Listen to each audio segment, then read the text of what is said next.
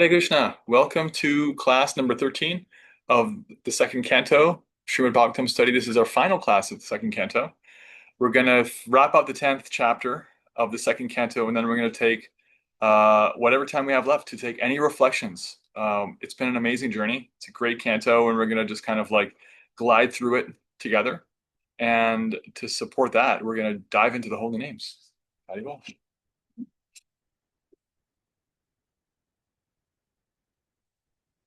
Haribol. Haribol, sweet soul, so grateful to be here, as always, to share this space with all of you.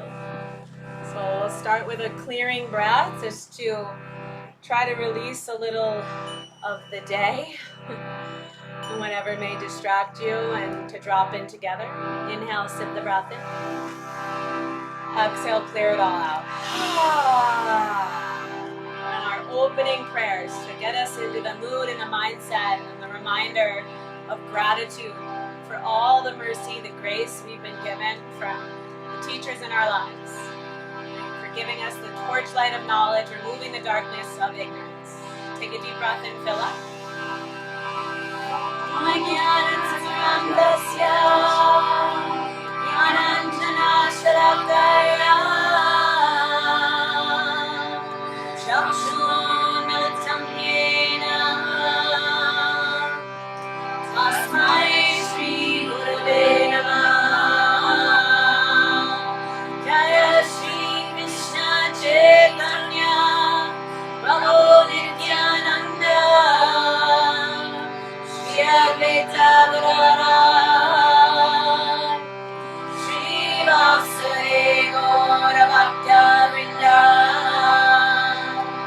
Hare Krishna, Krishna Krishna, Hare Hare, Hare Rama, Rama Rama, Hare Hare.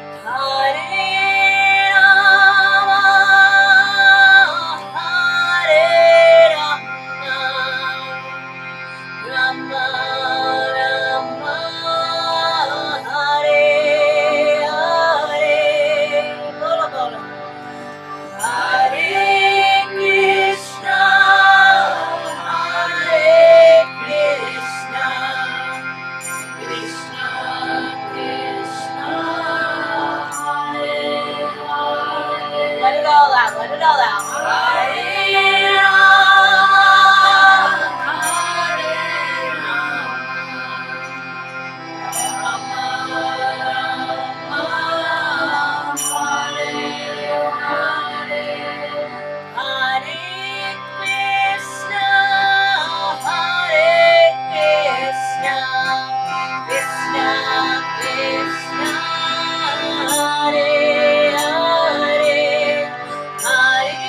Hare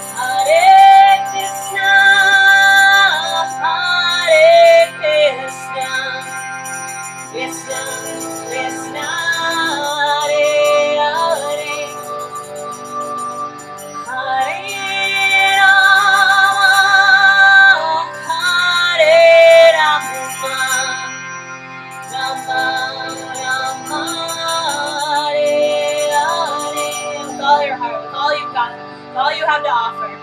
Hare Krishna, Hare Krishna, Krishna Krishna, Hare Hare, Hare Rama, Hare Rama, Rama Rama, Hare Hare.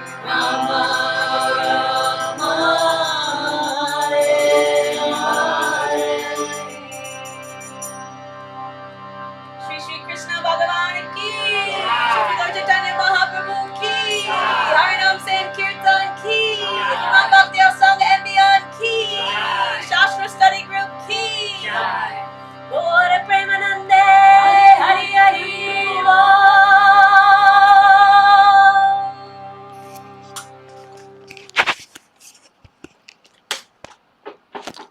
Om Jnanatimirantasya Jnananjana Shilakaya Chakshurmilitam Yena Tasmai Shri Gurave Namaha Vanchakalpatarubhyascha Kripa Sindhubhya Evacha Patitanam Bhavanebhyo Vaishnavebhyo Namo Namaha Jaya Shri Krishna Chaitanya Prabhu Nityananda Shri Advaita Gadadhara Shri Vasari Gaura Bhaktivinoda Hare Krishna Krishna Krishna Hare Hare Hare Rama, Rama Rama, Hare Hare.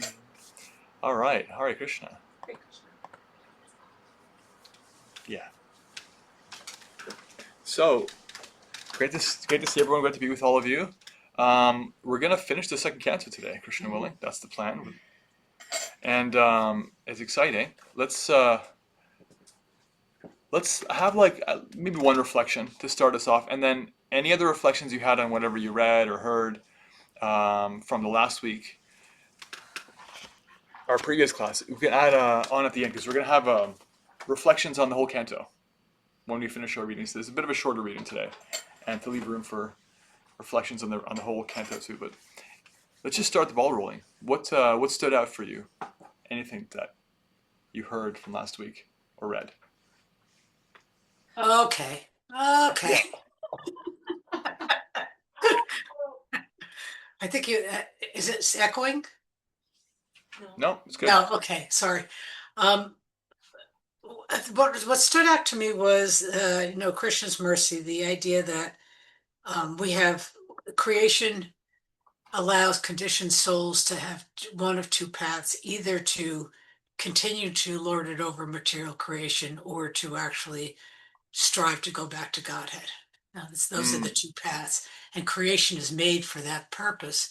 And also the fact that, he's created this beautiful blueprint for the senses and how the senses are created, and that the interconnectedness of all of us because of that. So thank you.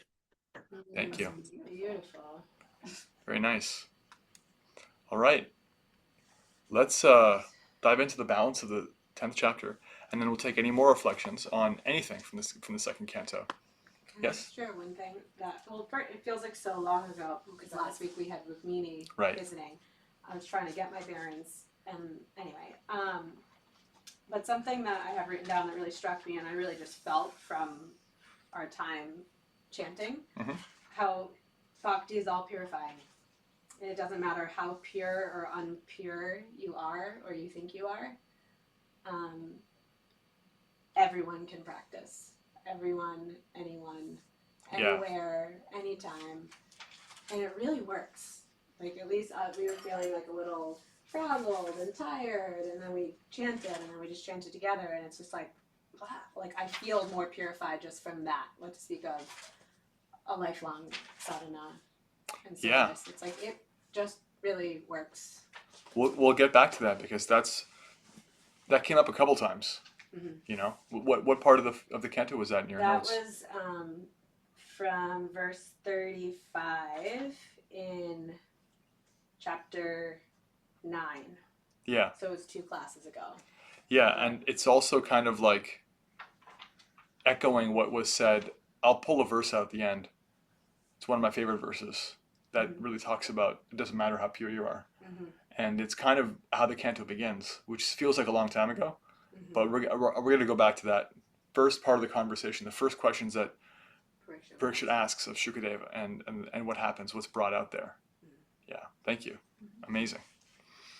Very, very small comment, but like, I just loved the title of the chapter, right? I mean, just like, well, what do I do? Bhagavatam is the answer to all questions. Like, offer it to Krishna, live bhakti. Like, it's just that simple and that complex that there's all of these texts and all these writings. So I just think that the name of this chapter is just really beautiful. And if this is what we relied on, and every time we're like challenged and we're like, all right, where do I find the answer? And we're like, oh, Bhagavatam is the answer to all questions. Like, the world would be a really great place. Yeah. Yeah, this chapter is really talking about how everything comes from the Supreme Person through the Sarga and the Visarga. And the beginning of the chapter starts with, what are the 10 topics of Bhagavatam? The first, creation by the Lord. The secondary creation by Brahma, his kind of manifestation as a demigod. And then, Visarga, Sthanam Poshanam, the living situation, the maintenance of all living entities, their urge for activity, the Manvantaras, all the incarnations and their activities, liberation, the destruction of the material world, liberation, and the supreme shelter, like every topic. And so it's listing like all the different topics that Bhagavatam will have or has had. Wow. So it's kind of backing up that claim that Bhagavatam is the answer to all questions, because it's a comprehensive text in that sense. Although it doesn't focus on, medical knowledge and architectural knowledge and so forth. It focuses on the Supreme Person as the ashraya, the 10th topic. But it's comprehensive in that way. In summary form, it goes through all those material aspects too. That which everything depends on. God. Right. Yeah.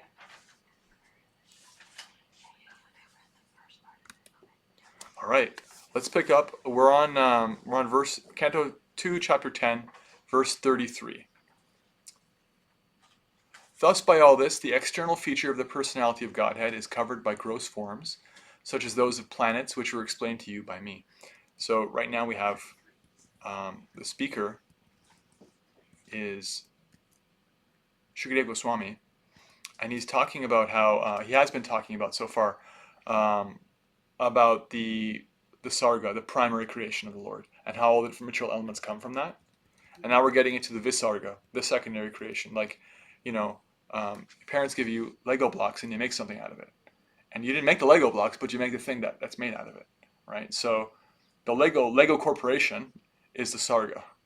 And the Visarga is what you do with the Lego blocks, So Brahma is getting all this workable material: earth, water, fire, ether, mind, intelligence, false ego, so many different things, the senses, sense objects, and he has a plan, and the plan is given to him. He's got blueprints. He's not making it up, but he's also specifically empowered how to deal with all of that.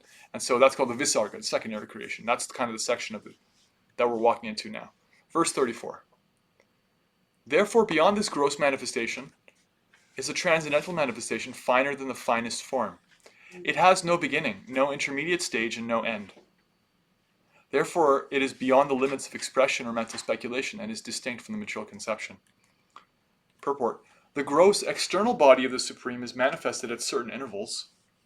That's the universe, the material universe. And thus the external feature or form of the Supreme Personality of Godhead is not the eternal form of the Lord, which has no beginning, no intermediate stage, and no end. Anything which has a beginning, interim, and end is called material. The material world is begun from the Lord, and thus the form of the Lord before the beginning of the material world is certainly transcendental to the finest or the finer material conception. The ether in the material world is considered to be the finest. Right? Finer means like most subtle. Finer than the ether is mind, intelligence, and false ego. But all 8 of the outward coverings are explained as outer coverings of the absolute truth. The absolute truth is therefore beyond the expression and speculation of the material conception. He is certainly transcendental to all material conceptions. This is called nirvisheshanam. One should not, however, misunderstand nirvisheshanam as being without any transcendental qualifications. Visheshanam means qualities. Therefore, nir added to it means that he has no material qualities or variegatedness. This nullifying expression is described in 4 transcendental qualifications, namely, unmanifested, transcendental, eternal, and beyond the conception of mind or word. Beyond the limits of words means negation of the material conception. Unless one is transcendentally situated, it is not possible to know the transcendental form of the Lord. 35. Neither of the above forms of the Lord, as just described unto you, from the material angle of vision, is accepted by the pure devotees of the Lord who know him well.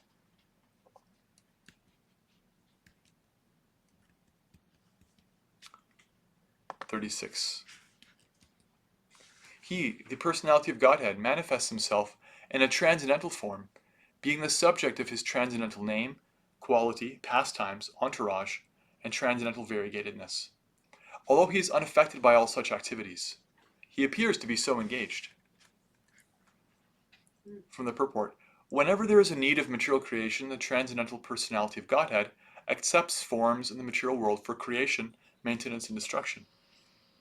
One should be intelligent enough to know his activities in truth, and not be biased to conclude that he descends to the material world by accepting a form created by material nature. Any form accepted from the material nature has its affection for everything done in the material world. A conditioned soul who accepts a material form for undergoing a certain term of material activities is subjected to the laws of matter. But here in this verse it is clearly stated that although the forms and activities of the Lord appear to be the same as those of a conditioned soul, they are supernatural and impossible for the conditioned soul. He, the Supreme Personality of Godhead, is always unaffected by such activities. In Bhagavad Gita 4.14, the Lord says, Nirmam karmani lampanti nirme karma pale spriha itimam yo pijanati karma pirna sabatyate. The Lord is never affected by the activities which he apparently performs, by his different incarnations and personalities, nor does he have any desire to achieve success by fruitive activities. The Lord is full by his different potencies of wealth, strength, fame, beauty, knowledge, and renunciation, and thus he has no need, no reason for physical exertion like the conditioned soul. Therefore, an intelligent person who can distinguish between the transcendental activities of the Lord and the activities of the conditioned souls is also not bound by the reactions of activities. That's that whole last two sentences. That's a paraphrase of what that verse means. 4.14 Bhagavad Gita. The Lord, as Vishnu, Brahma, and Shiva, conducts the three modes of material nature. From Vishnu is born Brahma, and from Brahma is born Shiva. Sometimes Brahma is a separated part of Vishnu, and sometimes Brahma is Vishnu himself.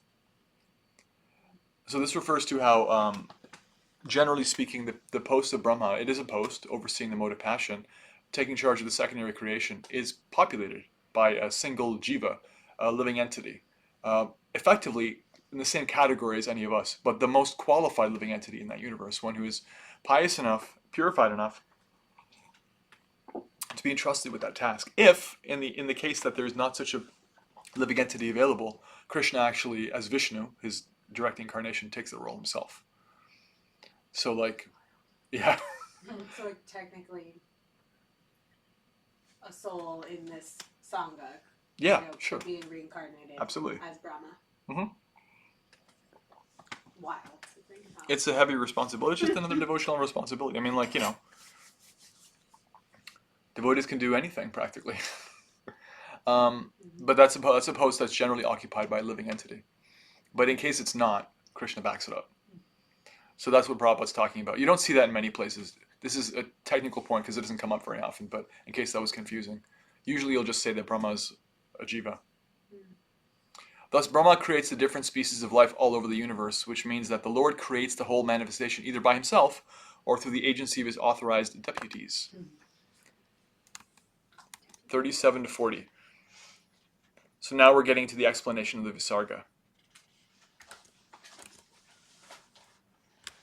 The secondary creation. Right. O king, this, remember, is Shukdev speaking to King Parikshit. O king, know from me that all living entities are created by the Supreme Lord according to their past deeds. This includes Brahma and his sons like Daksha, the periodical heads like Vaivasvata Manu, the demigods like Indra, Chandra, and Varuna, the great sages like Bhrigu, Vyasa, and Vasishta, the inhabitants of Pitraloka and Siddhaloka. These are all effectively like different locations in the universe and kinds of bodies that one can have. The Charanas, Gandharvas, Vidyadharas, Asuras, Yakshas, Kinnaras, and angels.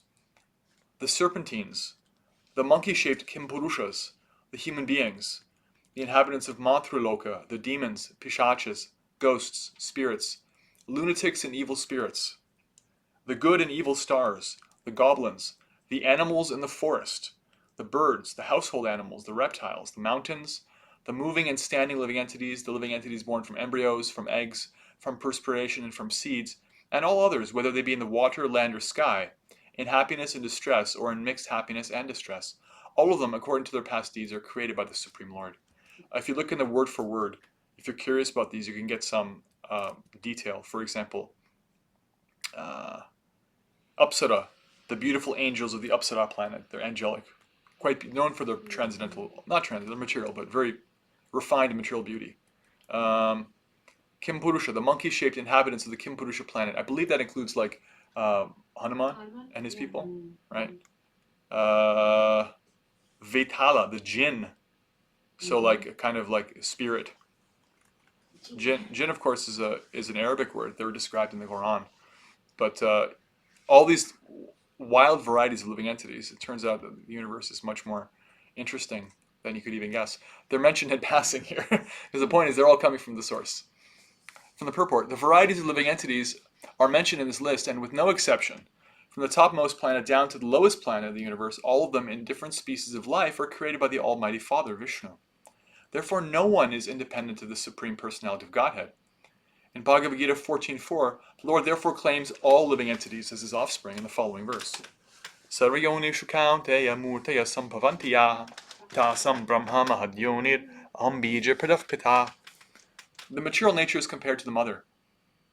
Although every living being is seen to come out of the mother's body, it is still a fact that the mother is not the ultimate cause of such birth. The father is the ultimate cause of birth. Without the father's seed, no mother can give birth to a child. Therefore, the living beings in different varieties of forms and positions within the innumerable universes are all born of the seeds of the Almighty Father, the personality of Godhead. And only to the person with a poor fund of knowledge do they appear to be born of the material nature. Right? The material forms of living entities are provided by what is effectively called Mother Nature. Every tradition calls her Mother Nature because that's a natural relationship to have with the material energy in the world and the earth. Provides the bodies, right? The bodies we're living in are products of earth, water, fire, air, and so forth. They're products of the material energy, and they're shaped according to our need and what we deserve and desire. But our self is not the same as our containers. And that's coming from the source, because we're actually, as 7th chapter Bhagavad Gita points out, we're part of his higher energy. We're conscious. It's different than the matter we inhabit here in the world. So that's indicative of the Father in the relationship, that the Lord is actually, he actually says, I impregnate the material nature with the seed of all living entities. In that verse he says that. Being under the material energy of the Supreme Lord, all living entities, beginning from Brahma down to the insignificant ant, are manifested in different bodies according to their past deeds. The material nature is one of the energies of the Lord, from Bhagavad Gita 7.4. The material nature is inferior in comparison to the living entities, the superior nature. The superior nature and inferior nature of the Lord combine to manifest all universal affairs. Some of the living entities are relatively happy in better conditions of life, whereas others are in distressed conditions of life. But factually, none of them are actually happy in material conditional life. No one can be happy in prison life, although one may be a first-class prisoner and another a third-class prisoner. The intelligent person should not try to be promoted from third-class prison life to first-class prison life, but should try to be released from the prison altogether. One may be promoted to first-class prisoner, but the same first-class prisoner is again degraded to a third-class prisoner in the next term. One should try to be free from prison life and go back home, back to Godhead. That is the real goal for all types of living entities. 41. According to the different modes of material nature, the mode of goodness, mode of passion, and the mode of darkness, there are different living creatures, who are known as demigods, human beings, and hellish living entities. O king, even a particular mode of nature, being mixed with the other two, is divided into 3. And thus each kind of living creature is influenced by the other modes and acquires its habits also.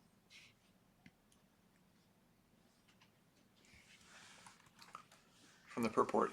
Generally, all conditioned souls in the material engagement are influenced by the mode of passion, because every one of them is trying to lord it over the material nature to fulfill their individual desire. But in spite of the individual mode of passion, there is always the chance of being influenced by the other modes of nature by association. If one is in good association, they can develop the mode of goodness, and in bad association, they may develop the mode of darkness or ignorance. Nothing is stereotyped. One can change their habit by good or bad association. And one has to become intelligent enough to discriminate between good and bad. Right? It sounds commonsensical, and it is, but it's actually quite crucial to our philosophy and a proper understanding of it, because implicit in this is a complete destruction of any idea of a chosen people or a caste system. There's no support for the idea that you're forced into a position and you have to stay there. There's always upward and downward mobility. The best association is the service of the devotees of the Lord, and by that association one can become the highest qualified person by the grace of the Lord's pure devotees. As we've already seen in the life of Srila Narada Muni, he became the topmost devotee of the Lord simply by the association of pure devotees of the Lord. By birth he was the son of a maidservant and had no knowledge of his father, and no academic education, even of the lowest status. But simply by associating with the devotees, and by eating the remnants of their foodstuff, he gradually developed the transcendental qualities of the devotees.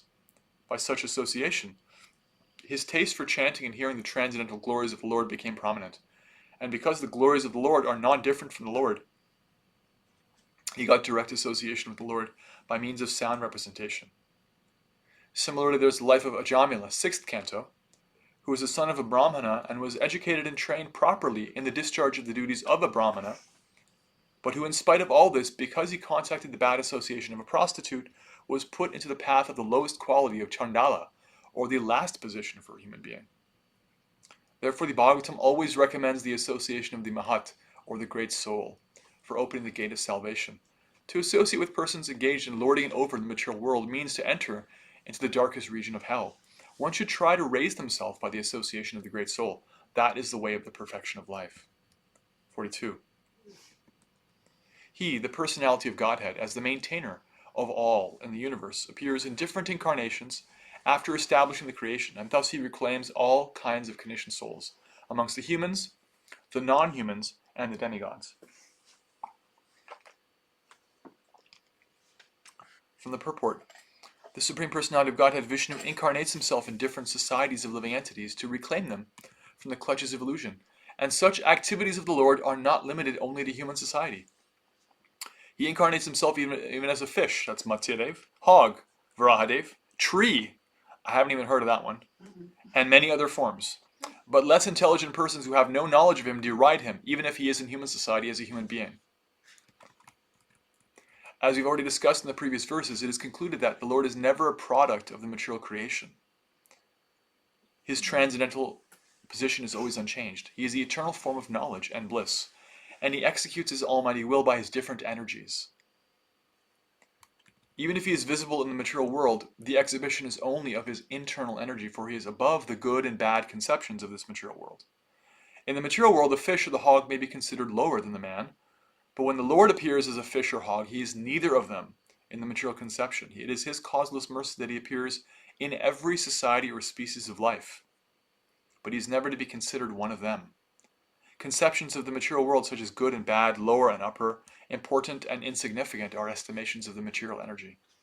And the Supreme Lord is transcendental to all such conceptions.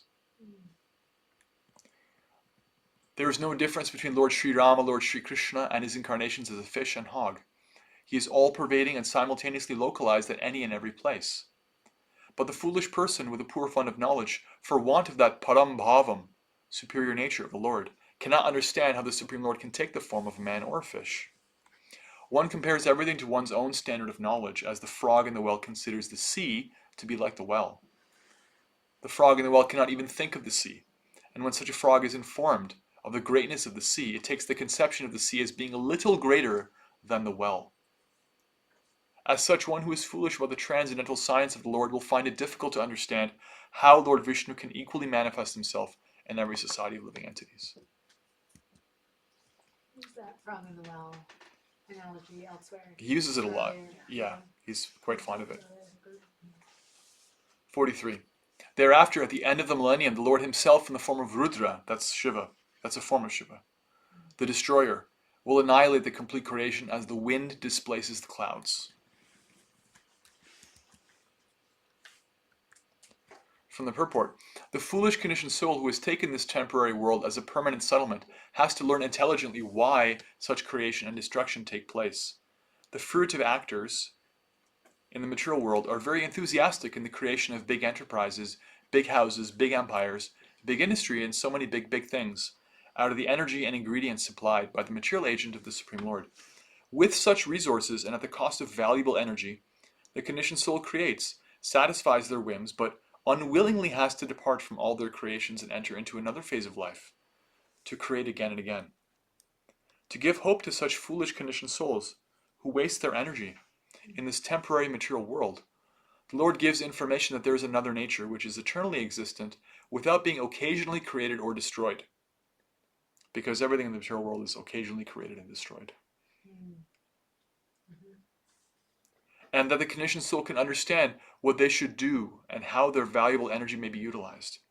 Instead of wasting their energy in matter, which is sure to be destroyed in due course by the Supreme Will, the conditioned soul should utilize their energy in the devotional service of the Lord so that they can be transferred to the other eternal nature, where there is no birth, no death, no creation, no destruction, but permanent life instead, full of knowledge and unlimited bliss. The temporary creation is thus exhibited and destroyed just to give information to the conditioned soul who is attached to temporary things. It is also meant to give them a chance for self-realization, and not for sense gratification, which is the prime aim of all fruitive actors. 44. The great transcendentalists thus describe the activities of the Supreme Personality of Godhead, but the pure devotees deserve to see more glorious things in transcendence beyond these features. Purport. The Lord is not only the creator and destroyer of the material manifestations of his different energies. He is more than a simple creator and destroyer, for there is his feature of ananda, or his pleasure feature. This pleasure feature of the Lord is understood by the pure devotees only and not by others. The impersonalist is satisfied simply by understanding the all-pervasive influence of the Lord. This is called Brahman realization. Greater than the impersonalist is the mystic who sees the Lord situated in their heart as Paramatma, the partial representation of the Lord. But there are pure devotees who take part in the direct pleasure, ananda, potency of the Lord, by factual reciprocation of loving service. The Lord in his abode, called the Vaikuntha planets, which are eternal manifestations, always remains with his associates and enjoys transcendental loving services by his pure devotees in different transcendental humors. The pure devotees of the Lord thus undergo a practice of that devotional service to the Lord during the manifestation of the creation, and take full advantage of the manifestation by qualifying themselves to enter into the kingdom of God. Bhagavad Gita 1855 confirms this. By development of pure devotional service, one can factually know the Lord as he is and thus be trained in the bona fide service of the Lord and be allowed to enter into the direct association of the Lord in so many capacities. The highest glorious association with the Lord is made possible in the planet of Goloka Vrindavana, where Lord Krishna enjoys himself with the gopis and his favorite animals, the Surapi cows. A description of this transcendental land of Krishna is given in the Brahma Samhita, which is considered by Lord Chaitanya to be the most authentic literature in this connection. 45. There is no direct engineering by the Lord for the creation and destruction of the material world. What is described in the Vedas about his direct interference is simply to counteract the idea that material nature is the creator.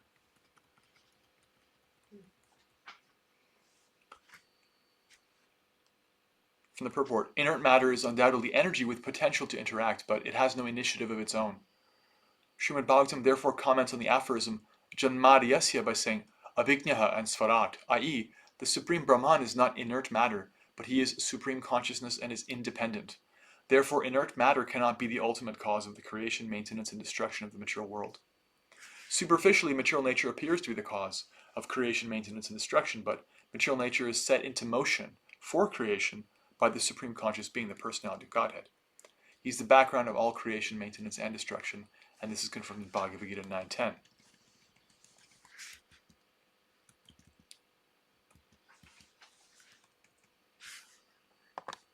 46.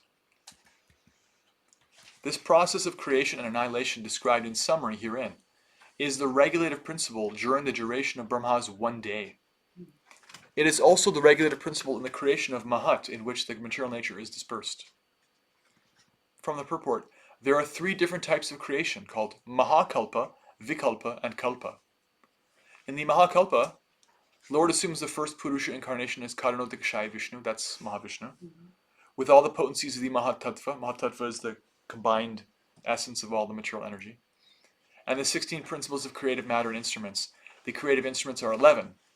The ingredients are 5, and all of them are products of Mahat, or materialistic ego. These creations by the Lord in his feature of Karanodikashaya Vishnu are called Mahakalpa. The creation of Brahma, the secondary creation, and dispersion of the material ingredients are called Vikalpa. And the creation by Brahma in each day of his life is called Kalpa. Therefore, each day of Brahma is called a Kalpa, and there are 30 Kalpas in terms of Brahma's days. This is confirmed in Bhagavad Gita 8:17. So, Brahma has a primary creation and he has a daily creation. At the end of his day, up to a certain level, each of the lower systems and some of the middle planetary systems are destroyed and have to be recreated. So, just like we have every year a mini death in the form of winter and a mini rebirth in the form of spring, and every day we have a mini death and birth in the form of night and day, night and dawn, dusk and dawn. There are different rhythms. So Brahma has to, and he does effectively recreate, because he's empowered to do so, the lower and middle planetary systems up to a certain level, including this planetary system. His days are like 4.6 billion years, something like that, and his lifetime is 300 plus trillion years. So that's the time scale we're working on. That's what we're dealing with here. The 310 trillion year creation is the Mahakalpa. No, that's the Vikalpa, and then the Kalpa is the daily one. The Mahakalpa is the one-time creation of the universe, Mhm. uh, So that for is each Brahma's life. Wait a minute. I'm confusing myself. Yeah. Okay. Continuing. Can I just ask a question? Yes. It says in the last what you just read, and there are 30 kalpas in terms of Brahma's days. So does that mean that at the end of the 30 kalpas, that's that? No. Hold on.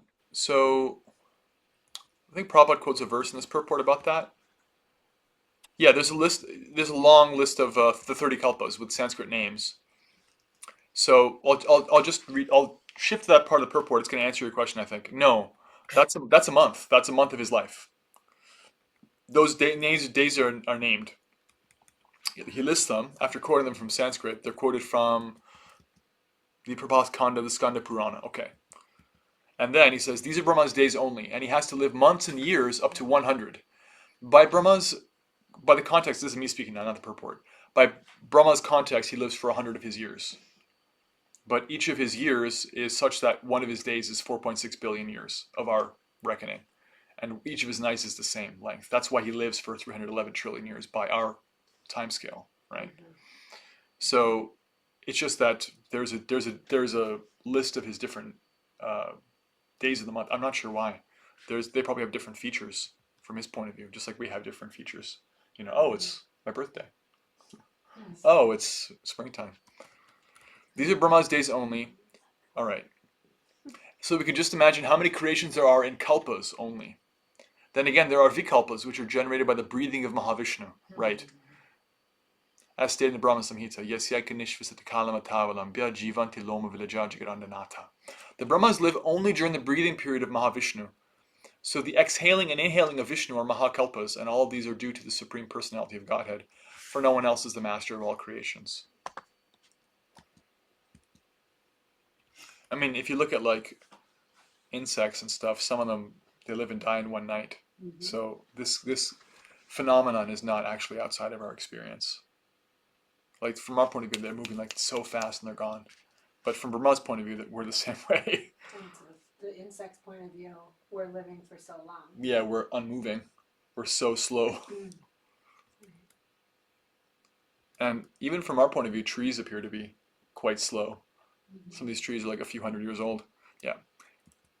So it's relative. 47. O king, I shall in due course explain the measurement of time in its gross and subtle features, with the specific symptoms of each, but for the present let me explain unto you the Padma Kalpa. Purport. The present duration of a kalpa, of Brahma, his daily creation, is called the Varaha Kalpa, or Shveta Varaha Kalpa, because the incarnation of the Lord as Varaha took place during the creation of Brahma, who was born on the lotus coming out of the abdomen of Vishnu. At the beginning of his day, that's the incarnation of that Varaha Dev took place. Therefore, this Varaha Kalpa is also called Padma Kalpa, and this is testified by acharyas like Jiva Goswami as well as Vishwanath Chakravarti Thakur in pursuance of the first commentator, Swami Sridhara. So there's no contradiction between the Varaha and Padma Kalpa of Brahma. So Shukadeva Goswami is going to talk about this particular day of Brahma, this span of 4.6 billion years. 48. Shaunaka Rishi, after hearing all about the creation, inquired from Sutta Goswami about Vidura. So this is a step back now. We've been hearing about the conversation between Shukadeva and Parikshit, because Parikshit was cursed to die. He accepted his curse. He went to fast on the bank of the Ganges, asking for a teacher to come. Shukadeva came and they had a conversation. And how do we know about this? Is because previous to this, we heard about how Shaunaka Rishi and the sages at Naimisharanya had questions about spiritual topics, and they elected Sutta Goswami as the person to ask these questions of. The first chapter of Bhagavatam explains why they chose him. And they asked him, and he said, I will tell you what Shukadeva told Maharaj Parikshit. So this whole thing is his conversation about the conversation that Shukadeva and Parikshit had. Now we're stepping back into the conversation he's having, Sutta, with Shaunaka. Right? Got that? Shaunaka Rishi, after hearing all about the creation, inquired from Sutta Goswami about Vidura. For Sutta Goswami had previously informed him how Vidura left home, leaving aside all his relatives who were very difficult to leave. Remember, this was, for those who were with us in the first canto, this was part of the later part of the first canto. Vidura was frustrated with the things that was going on. He left the family. Although he was an uncle, he was one of the brothers of Pandu. He left, and then he came back later to instruct his brother Dhritarashtra. And after that, he left again, right? So there's these periods of time where he was on pilgrimage, and now Shaunaka is saying, hold on, what did he do in his pilgrimage? Purport, the rishis headed by Shaunaka were more anxious to know about Vidura, who met Maitreya Rishi, sage Maitreya, while traveling to the pilgrimage sites of the world. Because while he was on away, he went on pilgrimage. That's what he did. And it is known that he was a great soul. So Shaunaka is really curious. What did he talk about? What did he do? Shaunaka Rishi said, let us know, please, what topics were discussed between Vidura and Maitreya, who talked on transcendental subjects, and what was inquired by Vidura and replied by Maitreya. Also, please let us know the reason for Vidura's giving up the connection of his family members and why he again came home. Please also let us know the activities of Vidura while he was in the places of pilgrimage. Purport. Sri Sutta Goswami was narrating the topics of the creation and destruction of the material world. But it appears that the rishis, the sages, headed by Shaunaka, were more inclined to hear of transcendental subjects which are on a higher level than the physical. There are two classes of person, namely those too addicted to the gross body and the material world, and others on the higher level who are interested more in transcendental knowledge. Srimad Bhagavatam gives facility to everyone, both to the materialist and to the transcendentalist. By hearing Srimad Bhagavatam in the matter of the Lord's glorious activities both in the material world and in the transcendental world, people can derive equal benefit. The materialists are more interested in the physical laws and how they are acting, and they see wonders in those physical glamours. Sometimes, due to physical glamours, they forget the glories of the Lord. They should know definitely that physical activities and their wonders are all initiated by the Lord. The rose in the garden gradually takes its shape and color to become beautiful and sweet, not by a blind physical law, although it appears like that. Behind that physical law is the direction of the complete consciousness of the Supreme Lord. Otherwise, things cannot take shape so systematically. The artist draws a picture of a rose very nicely with all attention and artistic sense, and yet it does not become as perfect as the real rose. If that is the real fact, how can we say that the real rose has taken its shape without intelligence behind the beauty? This sort of conclusion is due to a poor fund of knowledge.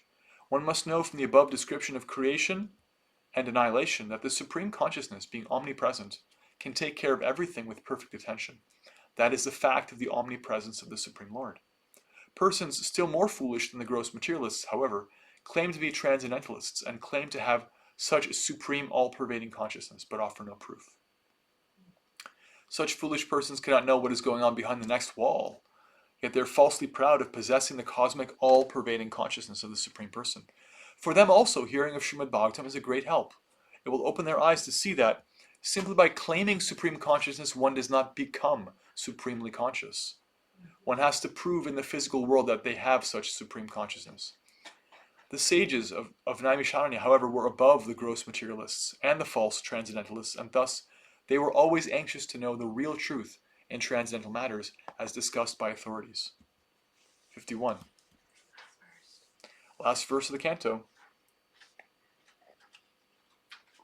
Sri Suta Goswami explained, I shall now explain to you the very subjects explained by the great sage. Great sage means Maitreya. No, Shukadev. The very subject explained by the great sage in answer to King Parikshit's inquiries.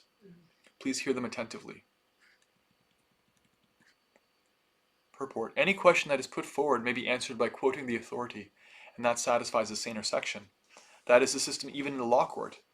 The best lawyer gives evidence from the past judgment of the court, without taking much trouble to establish their case. This is called the parampara system, and learned authorities follow it without manufacturing rubbish interpretations. Ishvarav Paramah Krishna Sachidananda Vigraha Anadiradir Govindas Sarvakarana Karanam Brahma Samhita 5.1. Let us all obey the Supreme Lord, whose hand is in everything without exception. So what Prabhupada is referring to here is that Suta Goswami, upon being asked, is going to quote on the same matter that was already spoken. He's not going to try to reinvent the wheel, right? Like in science, you cite your previous authorities. This has already been proven by Isaac Newton or whatever scientist has proven it. You don't try to reprove it. You just cite them. You're not trying to show anybody how great you are. Ideally, you're standing on the shoulders of giants, as the scientists put it. That's how it works. Similarly, one shouldn't be ego-driven, and Suta Goswami is not ego-driven. He's asked a question, and he's like, well, I know exactly the answer to that because my teacher spoke it. And so he's gonna cite that, and that's going to form the beginning of the third canto. Thus ends the Bhaktivedanta purports of the second canto, 10th chapter of Srimad Bhagavatam, entitled Bhagavatam is the answer to all questions. End of the second canto. Haribol! You did it. So what specific question, like we had to boil it down in a nutshell, are they going to be answering then at the beginning of Canto 3? Like what's the... What did Vidura and Maitreya talk about? How did they meet? I can actually just glance at the third canto quickly and see. It's just a little teaser. The first chapter is called Questions by Vidura. There you go. Okay. The first verse is, Shukadev Goswami said, after renouncing his prosperous home and entering the forest, King Vidura, the great devotee, asked this question of his grace Maitreya Rishi. ...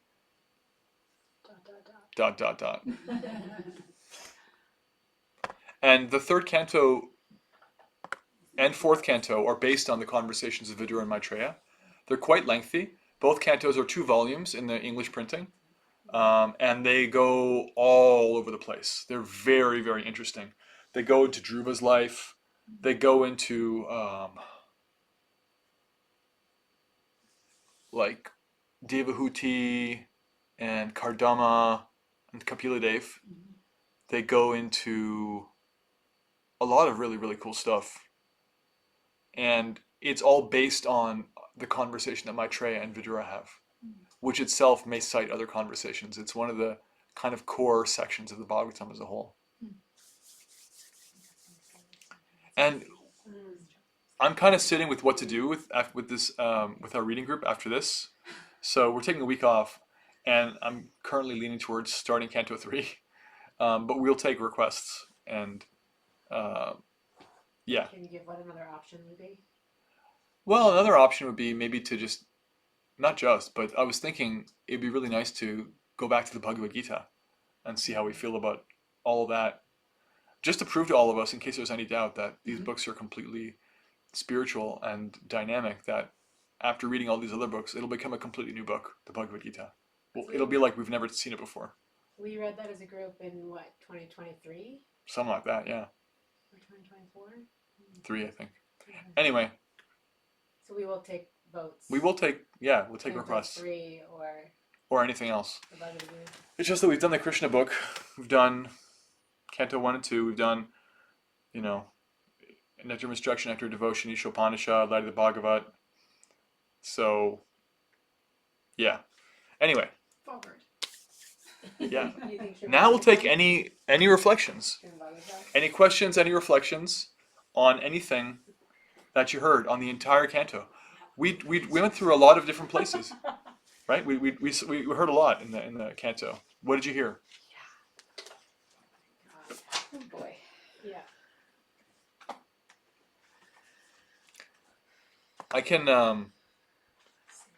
Don't be a frog in a well. don't be a frog in a well. Right? Don't be Yeah. limited to the scope and the vantage point that is like my personal life experience. Like even just listening and reading the purports in chapter today, it's like it's mind blowing. How what's the word Infinitesimal. we are, and how much the Bhagavatam and the Vedic texts actually explain the expansiveness of this universe, other universes, right? And so Yeah. it's very easy for me to get, trapped in my own little well, and so it's so important through hearing and chanting to remember that and to be able to zoom out. Thank you. Yeah. Yeah, the second canto had two distinct sections, like kind of chapters 4 to 6, and then chapter like this last chapter kind of bit where it was talking about the creation Mm-hmm. in different terms, and they're very technical, and the space and time scale is quite large. Yeah. So one of the purposes of that is to really help us ground ourselves, and to spiritualize whatever we interact with, because all the material elements is all we know as conditioned souls. Right. And then to put that in the greater context of just like, when you're a kid, you may not understand how ecosystems work, and somebody explains it to you, you're like, wow, that's magical. Mm-hmm. So that the sand and stuff I'm playing with came from stones that were ground down by the ocean. That's incredible, right? So it's the same thing. Mm-hmm. Like the Bhagavatam is giving us a context Mm-hmm. for human life and living entities entering into different species of life, and why that's even facilitated in the first place. And being asked by somebody who's about to die. Right. Yeah. And ultimately by whom it's facilitated, Yeah. right? Mm-hmm. Who's the purposeful source that created this opportunity? What is the reason behind it, right? Yeah. So I'll share something personal. My mom's basically her best friend. Her husband left his body last week. And it was really interesting because he knew he was going to die because he had an accident and he was alert, but they decided not to operate on his brain because they didn't think that he would survive it. And so they basically said, you have about 6 hours until you're going to leave your body. And so his entire family came to be with him and talk with him and go through the last hours of his life. And then they basically slowly saw him leave his body. And I just, had this, that's a really tangible, real experience of like what King Parikshit is going through. He knew in 7 days he was going to die. It wasn't, the 6 hours, and it just made it so personal for me because I'm like, gosh, what would I talk about? What if I knew I had 3 hours or 6 hours, right? What would you talk about and what would you think about and what would you do? And it's just like this constant, for me, yearning to have that consciousness of King Parikshit to say, like, if I knew that was gonna, I knew, like they said, listen, without the surgery, you don't have much time. What would I do at that time? And I just think that's such a powerful kind of meditation. And so getting this example of King Parikshit and going through how life has started and the cause of life and all the processes and science behind it, it's just really interesting to think about that at the time. of death, like where does that put you and where does that put our consciousness? And it's just so it was like a really interesting intersection of like real life with studying what we're studying. It's just it's really a powerful meditation. Yeah, when the countdown is always going, but if we could see it, well, how would it change our priorities? Yeah, Parikshit's conviction that he wanted to ask the best questions culminated in the conversation we had here, we experienced in the second canto. In fact, it starts with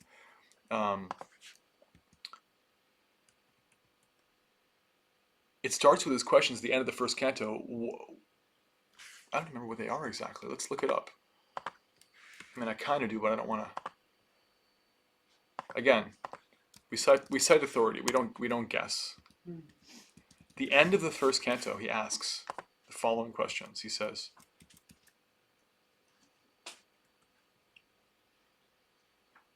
"Show me the way of perfection for all persons, especially for one who is about to die.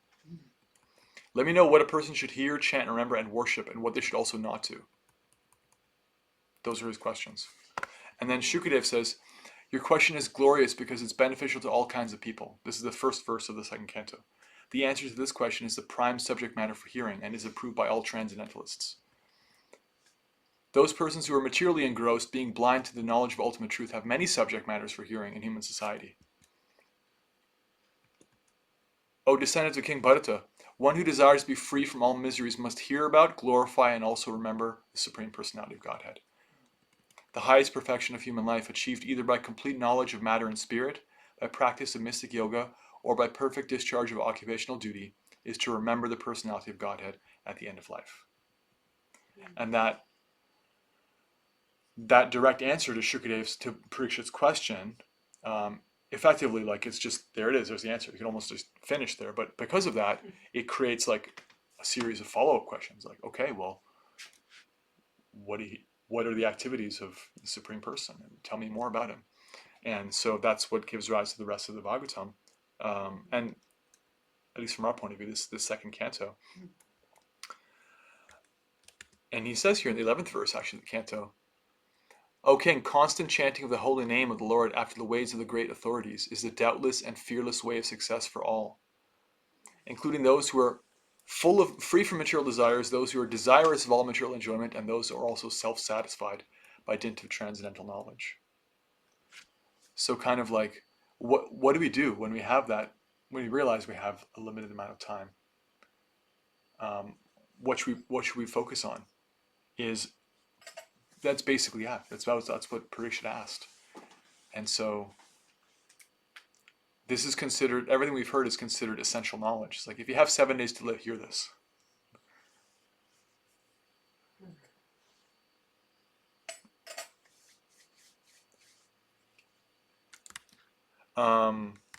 And that touches on, what was your point earlier, Kishore? At the beginning of class, you gave this reflection that I was gonna circle back to. Remind me. It was something you said that came up in the last chapter. Oh, that qualified. We're all qualified to be pure, or whether you think you're pure and impure, everyone can be purified. And that constant practice of bhakti actually does it. Yeah. Yeah, that's what Shukadev gets into next when he starts talking about how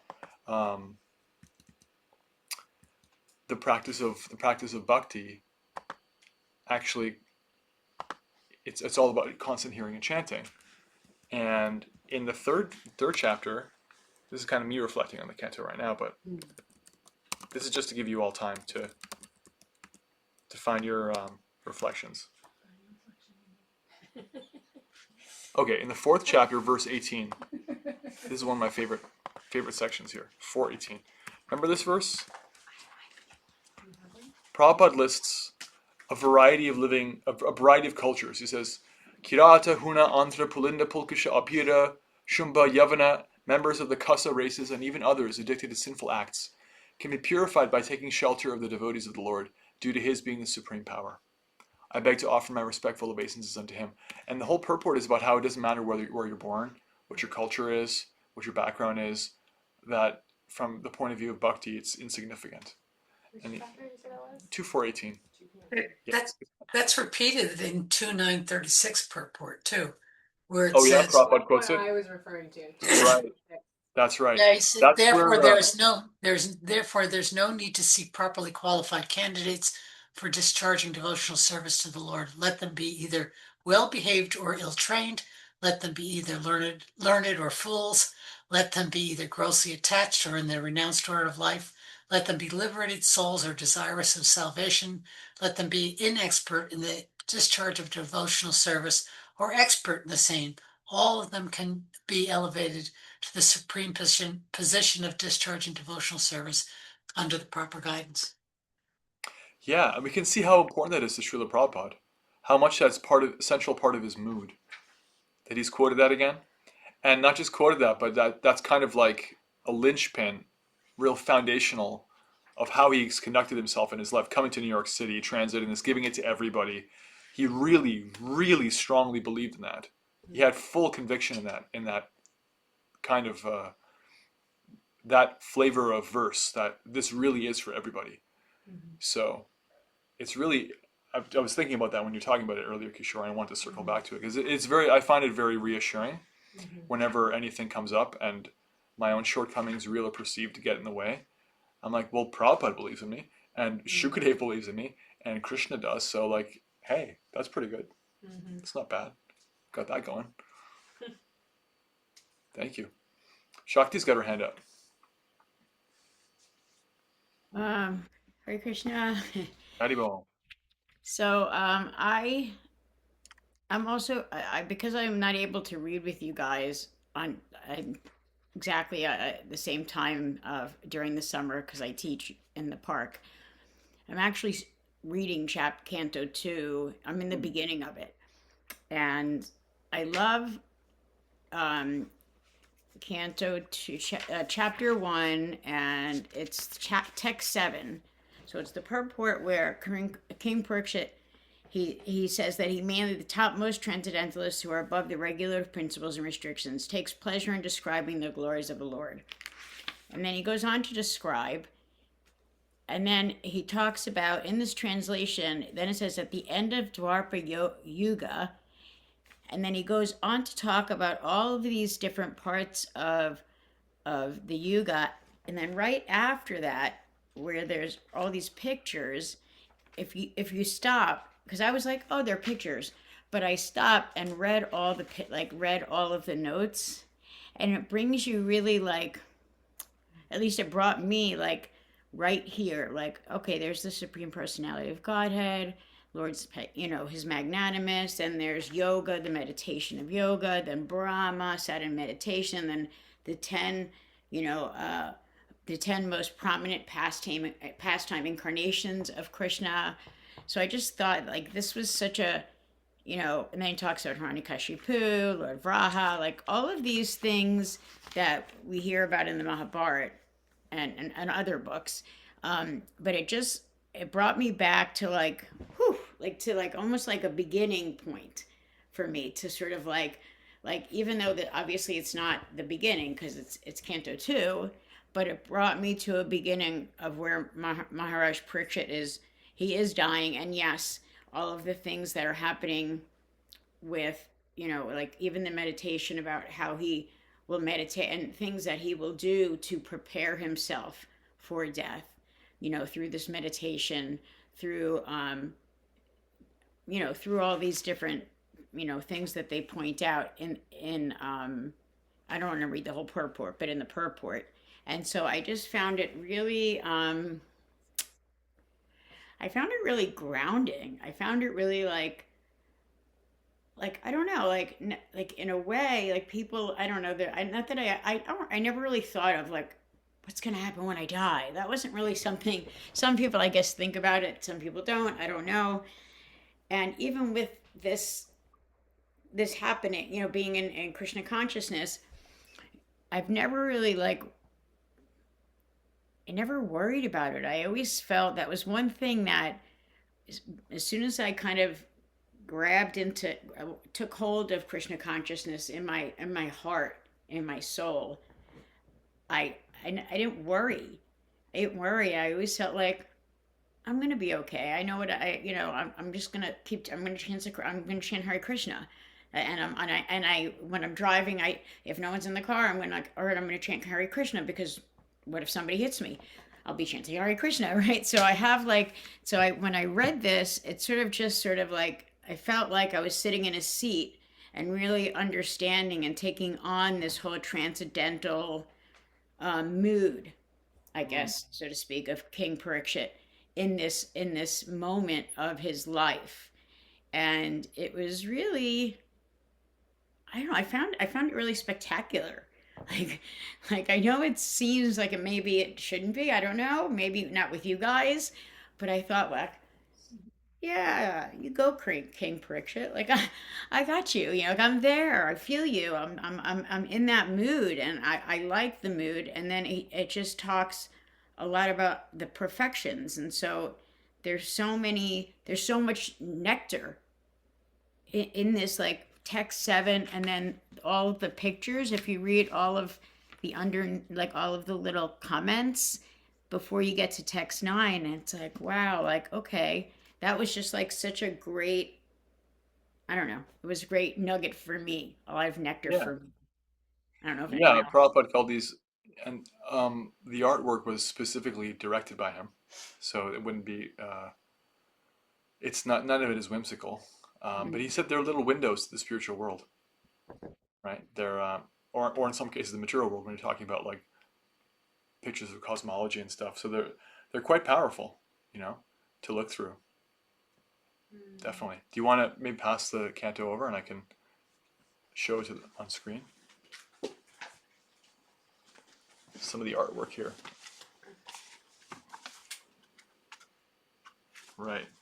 There's Prabhupada. Here is a representation of the Super Soul four-handed form. And there's the yogi meditating on Radha Krishna in their heart. We've got, this is also the cover for the Brahma Samhita now. The new cover. This is Brahma, Love it. four-handed Brahma, sitting on the lotus, and the flute song of Krishna enters his ears and initiates him. This is also found in the Bhagavad Gita. Some versions of Bhagavad Gita. This is Krishna in Vrindavan, and the 10 primary Dash Avatar, 10 incarnations around. You got Buddha, Kalki, their chronological. Matsya Dev is there at the top left, Varahadev.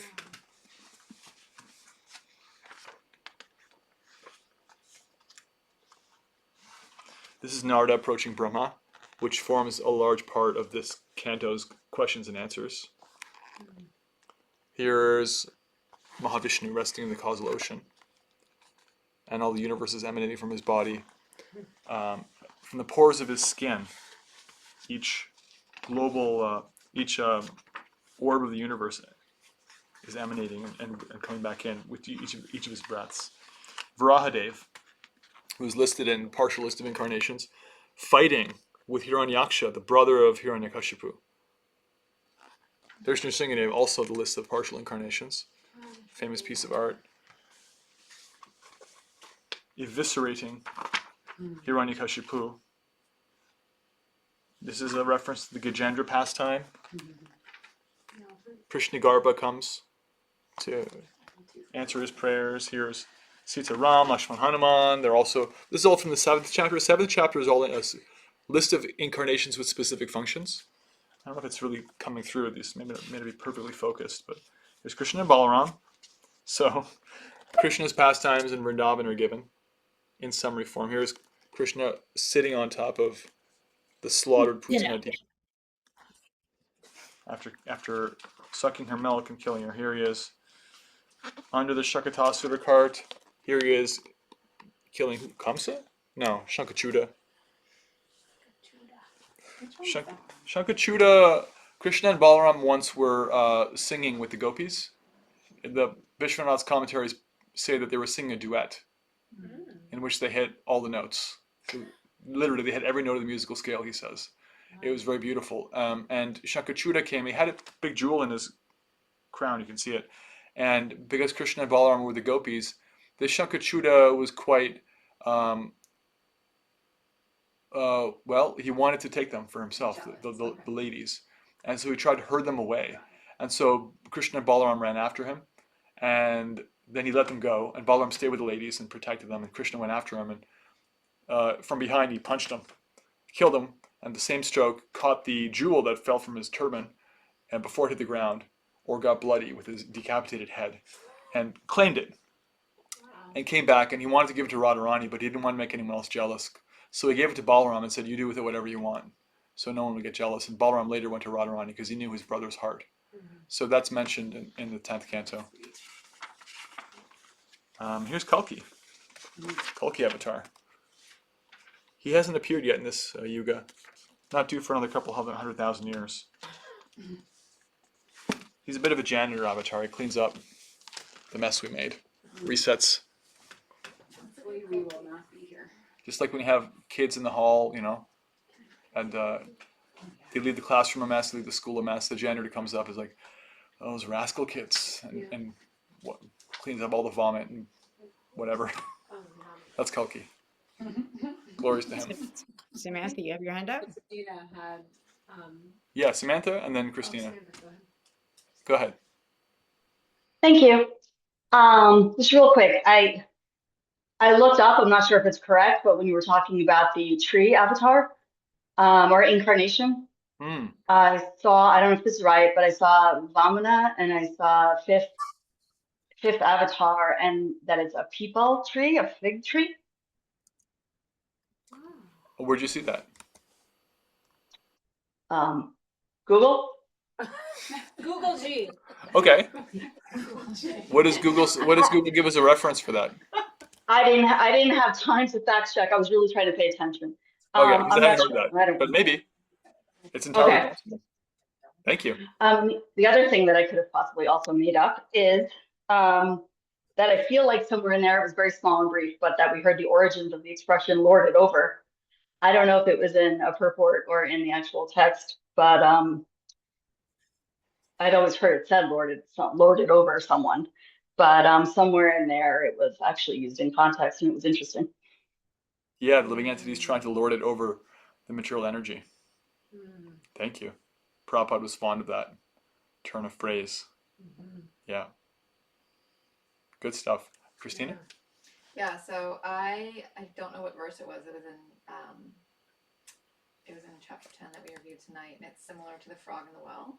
I loved the commentary about the first class prisoner, like being a first class prisoner. I just like spoke to me so much because I have the ability to create a mental prison and like throw the key away. And it's a really fancy one, right? Like there's Egyptian cotton sheets and all organic food, but it's still a prison. Yeah. Yeah, that's from verse 37 to 40, purport. That's the verse that had a partial list of different kinds of living entities. Ghosts, spirits, demigods, monkey people, angels, and animals and reptiles and what have you. And Prabhupada is talking about, he says, no one can be happy in prison life, although one may be a first-class prisoner and another a third-class prisoner. The intelligent person should not try to be promoted from third-class prison life to first-class prison life, but should try to be released from the prison altogether. Because generally, just this verse right here would constitute like the greatest fantasy fiction epic in the world. People would be like, wow, elves and dwarves and orcs and this, like Tolkien has got nothing on this, right? But there's nothing transcendental about it. It's just like different gradations of life. And scientists work so hard to calculate different gradations of life, and all the physicists and, geologists, different gradations of, matter, and all that's probably saying, don't worry about it. That's in the context of within the material energy. What about getting out of that? Instead of fighting over who's got the bigger prison cell and creating some revolution around that, what about if you weren't in prison anymore? What's beyond that? What's spiritual? What's categorically different? And that's what Bhagavatam, of course, is focusing on. And that's a really great analogy he uses for that. Because otherwise, in prisons, people fight over cigarettes and better accommodations and time in the library and stuff, but they're still living in a prison. You got like your white collar prisons where you have like nice parks and stuff, but you're still a prisoner. Yeah. Thanks. More reflections? Anything from we've got something in chat.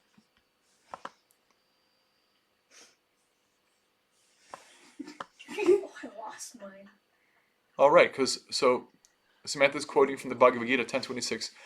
Krishna says, "Of all trees, I'm the Ashvattha, the people tree. The people tree is deeply revered as the embodiment of Vishnu." So that's considered to be, that chapter has to do with how Krishna, the ways that Krishna says we can view him in the world, like that are like not exactly incarnations, but manifestations of his what's called opulence, vibhuti. That chapter is called Vibhuti Yoga, the yoga of how to see Krishna's greatness in different material things. So like he says, of immovable objects on the Himalayan mountains, of bodies of water on the ocean. It's like you don't look at your glass of water and think of Krishna because it's not so impressive.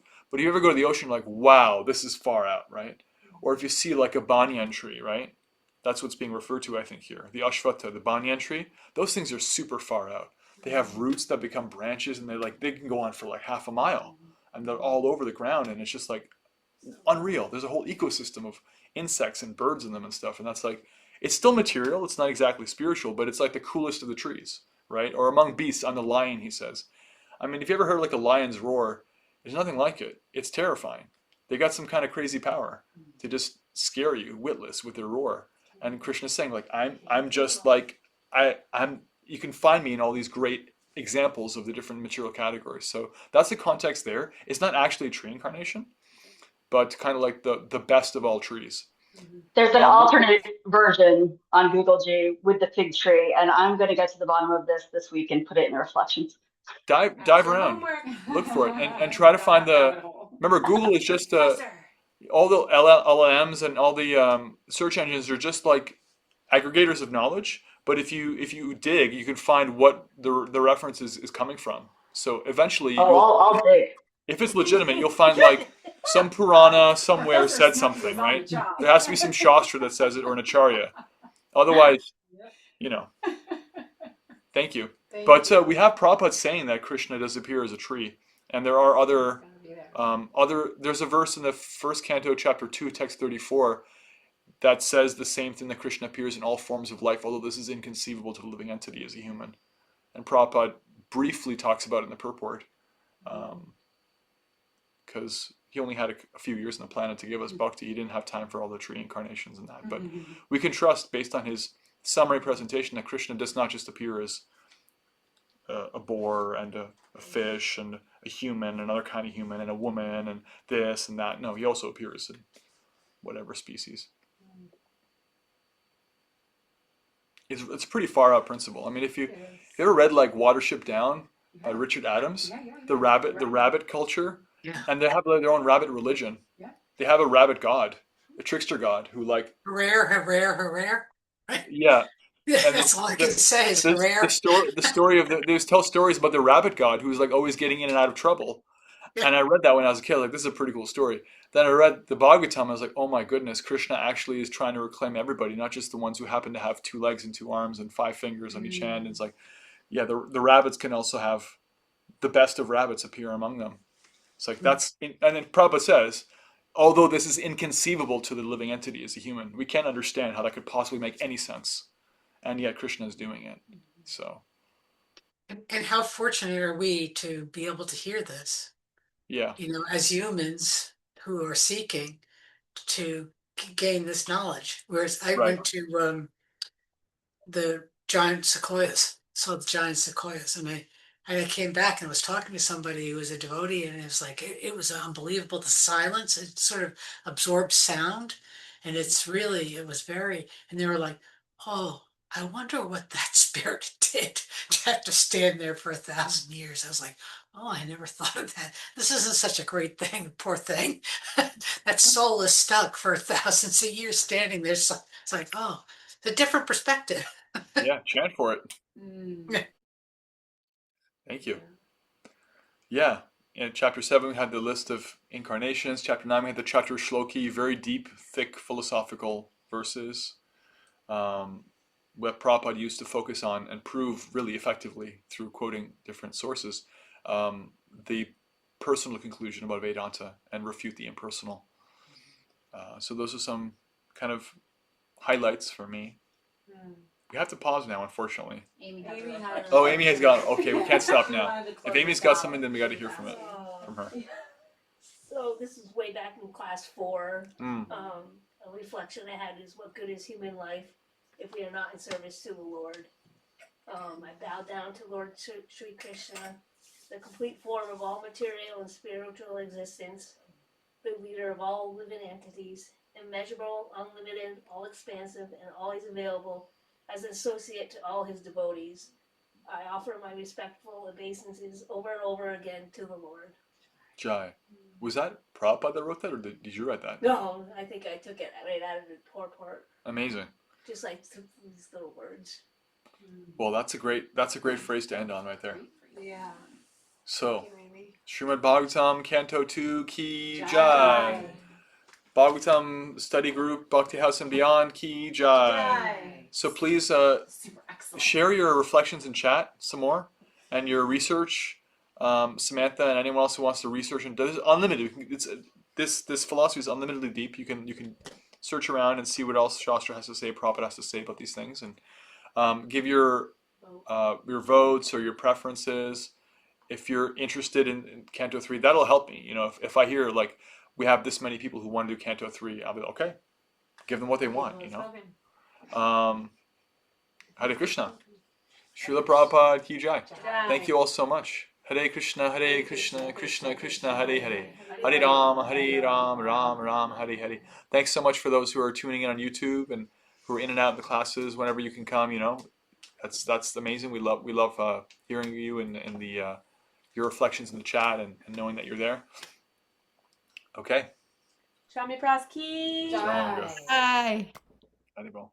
Haribol.